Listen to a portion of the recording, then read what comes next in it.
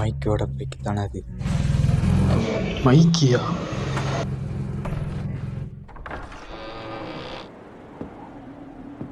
Merry Christmas.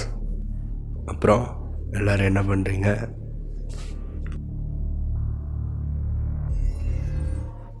மைக்கி, என்னை மன்னிச்சிடு. நீ எனக்கு கொடுத்த பொறுப்பை நான் உடைச்சிட்டேன். அதனால தான் பிளாக் ட்ராகன் கூட சண்டை போட்டுக்கிருக்கோம். நீ தான் அந்த இன்வின்சிபிள் மைக்கியா? நீ யாருடா இடையில? நிச்சயம் மட்டும் இப்போ இறந்துருந்தேன்னா ஒத்தா உன்னை எங்கேயோ புதைச்சிருப்பேன்டா.